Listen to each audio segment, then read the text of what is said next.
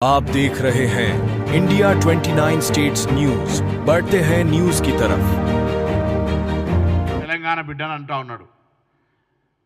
మేము అధికారంలో ఉన్నామనే మాట కానీ లేకపోతే ఇంకో అంశం కాదు. మేము కూడా తెలంగాణ ఉద్యమ సందర్భంగా తెలంగాణ ఉద్యమము, తెలంగాణ ఏర్పాటు ప్రజల ఆకాంక్ష, తాత ముత్తాతల నాటి కోరిక, దానికోసం పోరాడుతూ కూడా ఎన్నడూ కూడా హైదరాబాదులో ఉండేటువంటి వాళ్ళకు సంబంధించినటువంటి విషయం లోపల ఎప్పుడు కూడా విపరీత వ్యాఖ్యలు చేయలేము మేము కానీ మా పార్టీ నాయకత్వం కానీ. చంద్రశేఖరరావు గారే చేసినారు, మాది బిర్యానీ, మీది పెండవగూడెం, లేకపోతే మీకు రాక్షసులు, రావణ, లంక, అనేక సందర్భాల్లో మాట్లాడినటువంటి అన్ని జ్ఞాపకం చేస్తూ ఉన్నాం ఇవాళ కేటీఆర్ గారికి. మళ్ళీ నిన్న మీ శాసనసభ్యుడు మాట్లాడిన వీడియోను మరొకసారి కేటీఆర్ గారికి మీ ద్వారానే పంపిస్తూ ఉన్నాం. మాట్లాడేటప్పుడు ఒళ్ళు దగ్గర పెట్టుకొని మాట్లాడాలి. ఎక్కడో విజయవాడలో, గుంటూరులో జన్మించి ఆడికే ఇక్కడికి వచ్చి పెత్తనం చేస్తే నడవదని తొడగొట్టినటువంటి వాళ్ళు ఎవరు, వాళ్ళ గురించి నేను మాట్లాడదలుచుకోలే. కానీ అవన్నీ తెలియకుండా ఎలా నిన్న మీ గాంధీ, మీ పార్టీ శాసనసభ్యుడే ఏం చెప్తా ఉన్నాడు, పార్టీ ఖరాబ్ అయిపోతూ ఉంది, ఖరాబ్ అయిపోయింది, ఎందుకు ఖరాబ్ అయిందో సమీక్ష చేసుకోమంటుండు. కాబట్టి ఏమున్నాయి ఇలా హైదరాబాద్కు సంబంధించిన విషయం లోపల నిన్న కూడా నేను చెప్పిన హైదరాబాద్ ఇన్ఛార్జ్ మంత్రిగా హైదరాబాద్ బ్రాండ్ ఇమేజ్కు సంబంధించిన విషయం లోపల రాజకీయ పార్టీలు శాసనసభలో కూడా చర్చ వచ్చింది. ఇది ఒక కుట్రపూరితమైనటువంటి అంశాన్ని చేతులు తీసుకుంటా ఉన్నది. మళ్ళీ తెలంగాణేతరుల పేరు మీద రాజకీయం చేయాలనో లేదా హైదరాబాద్కు సంబంధించిన విషయం లోపల అస్థిరపరచడానికో శాంతి భద్రతల విషయాన్ని భంగం కలిగించే విధంగా ప్రతిపక్షాలు కుట్ర చేస్తూ ఉన్నాయని అన్నాడు. శాసనసభ వేదిక కూడా చెప్పినాం.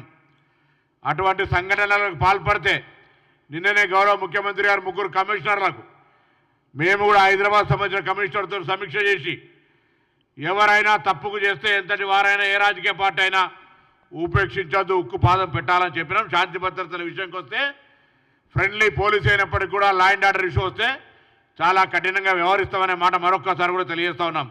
అది ఎవరైనా లా అండ్ ఆర్డర్ ఇష్యూ వస్తే అది సృష్టించే ప్రయత్నం చేస్తూ వాళ్ళే అంటా ఉన్నారు అందరికంటే ముందు. నేను అడుగుతా ఉన్నాం, ఇలా హైదరాబాద్లో ఏ శాంతి భద్రత భంగం కలిగింది?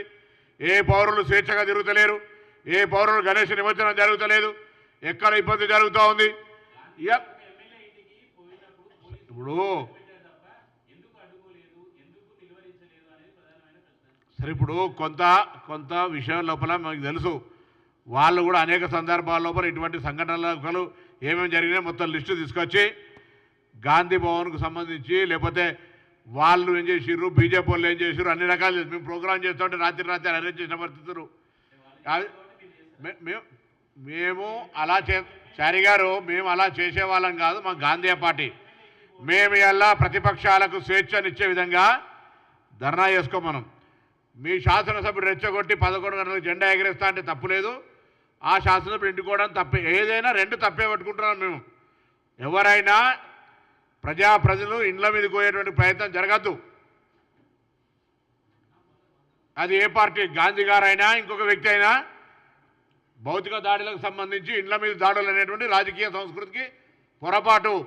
పరస్పరంగా రాజకీయంగా అనేకమైనటువంటి అంశాల మీద వేదికల మీద విమర్శ చేసుకోవచ్చు, కానీ భౌతిక దాడులు, గృహాల మీద దాడులకు సంబంధించి వ్యక్తిగతంగా కానీ పార్టీ పరంగా కానీ మంచి పద్ధతి కాదు అనేది చెప్తాం. ఇప్పుడు ప్రభుత్వాన్ని కూలగొడతామని, ఎన్నికైన ప్రజాస్వామిక ప్రభుత్వాన్ని కూలగొట్టి అలవాటున్న భారతీయ జనతా పార్టీ సహకారం తీసుకొని మీ ప్రభుత్వం నిలవది, ఎక్కువ రోజులు ఉండదు, ఇది కూలిపోతుంది అని శాపనార్థాలు, పిల్లి శాపనార్థాలు మమ్మల్ని మొత్తంగా మా ప్రభుత్వం మనోధైర్యాన్ని దెబ్బతీసే విధంగా మాట్లాడింది టీఆర్ఎస్ బీజేపీ నాయకులు కాదా? అటువంటి సందర్భంలో ప్రజాస్వామ్యానికి వేదికగా జ్యోతిబా పూలే పేరు పెట్టుకొని ప్రజాభవన్కు